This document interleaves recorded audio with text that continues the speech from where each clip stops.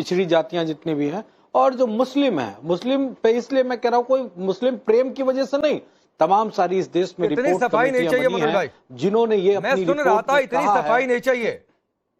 संविधान सम्मत अपने आप को आप लोग कहना बंद कर दीजिए। अगर इस देश में आप मुस्लिम आरक्षण की बातचीत करना शुरू कर देंगे, इस देश में अगर आप धर्म के आधार पर आरक्षण की बातचीत करना शुरू कर देंगे, तो ये संविधान के रक्षक हम हैं, ये कहना बंद कर दीजिए और रैलियों में संविधान की प्रतियां लेकर घूमना बंद कर दीजिए। मैंने आपसे एक लाइन का सवाल ये पूछा था कि भाई सरकार के बिल से तानाशाही कैसे आ रही है? आपकी पार्टी के सांसद ने कहा मुझे समझा दीजिए कि ये वाला बिल है और इससे तानाशाही आ जाएगी, बात खत्म। पूरे दुनिया भर का ज्ञान दिया आपने, 1.5 मिनट तक सवाल का जवाब नहीं दिया। अच्छा, सबसे पहले तो आप मुझे को ये बता दीजिए कि ये बिल पास कैसे कराएंगे?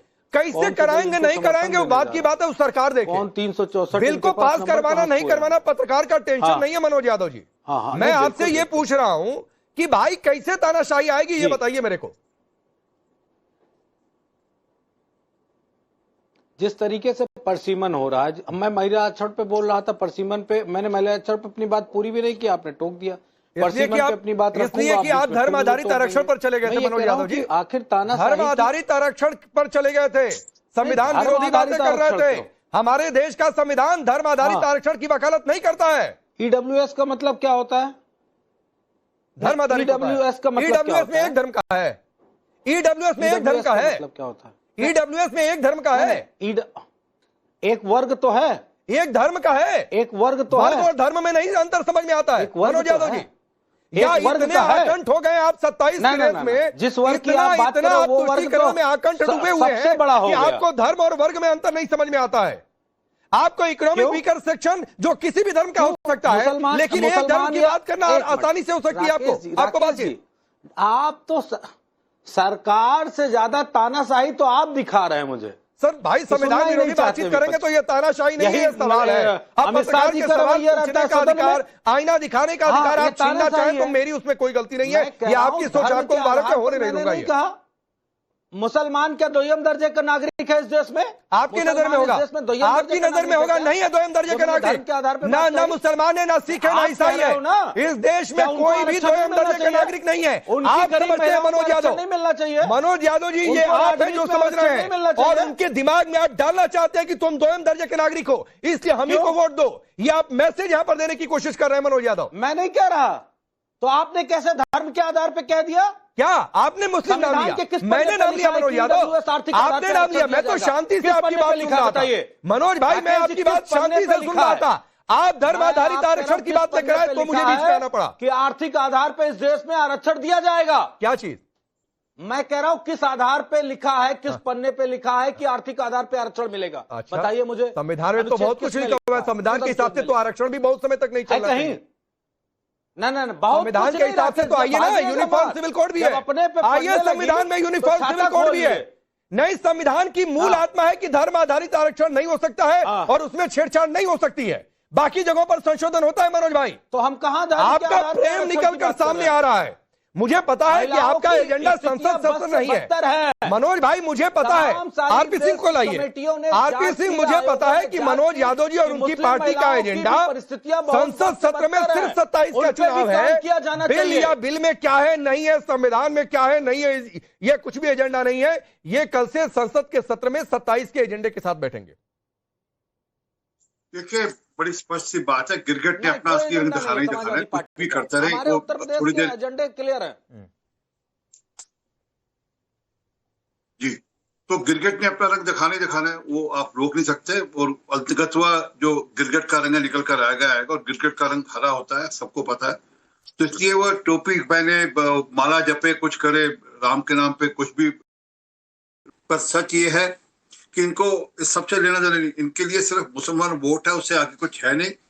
मैं आपकी जानकारी के लिए दे रहा हूँ, जो देश की प्रधानमंत्री जी की जो जन कल्याणकारी नीतियां हैं, बेशक वो आयुष्मान भारत हो, बेशक वो आपको टोकर मनोज जी अच्छी बात नहीं, मैंने आपको एक बार नहीं रोका नहीं, तो बेशक आयुष्मान भारत हो, वो बेशक जल से नल के मिशन का काम हो, चाहे वो लोगों को रोजगार देने के लिए कुछ हो, चाहे कोई भी जो भी स्कीम्स हैं, सबके सब स्कीम में लगभग 30 से 34% तक मुसलमान लाभकारी हैं।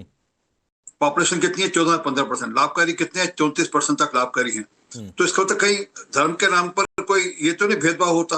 तो इसलिए ये विशेष उनके लिए आरक्षण की बात करना बिल्कुल ठीक नहीं है, परंतु ठीक है, इनकी राजनीति है। हम तो कहते हैं जो मूल मुद्दे हैं उन पे बात करें ना। इस बार सुप्रीम कोर्ट के जजेस बनने का बिल आने की बात है।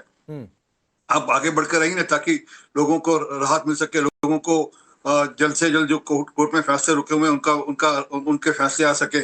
इसी प्रकार वंदे मातरम को लेकर जो बिल है कि कोई भी उसका अपमान करेगा उसके खिलाफ कार्रवाई होगी। जैसे राष्ट्रगान और राष्ट्रगीत को लेकर बात बराबर होनी चाहिए। अच्छा रुक जाइए, तो एक छोटा सा टेस्ट और कर लेता हूं। मनोज भाई एक लाइन में बता दीजिए, फिर मैं सोमनाथ जी और निशांत के पास जाऊंगा।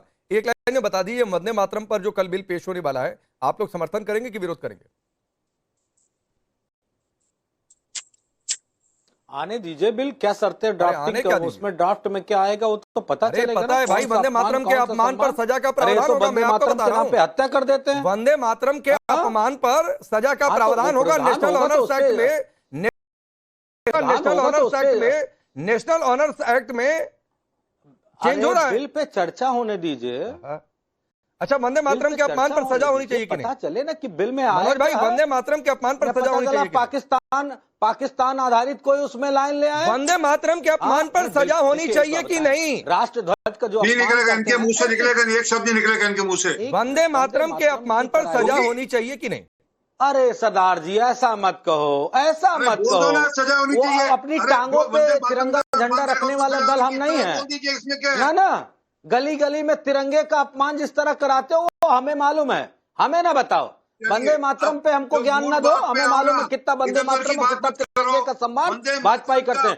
प्रभु का तो कर नहीं पाए, प्रभु श्री राम का सम्मान तो कर नहीं पाए। चढ़ावा चोर कहीं के सबके सब चढ़ावा चोरी करके भाग गए, लूट लिया। प्रभु को बता रहे हैं कि हम वंदे मातरम और तिरंगे पे वाली बात पे हमको बता रहे हैं। अभी गिरगिट का नाम लिए थे ना, पहले अपना कलर देख लेना कि गिरगिट से भी ज्यादा तेज बीजेपी कलर बदलती है।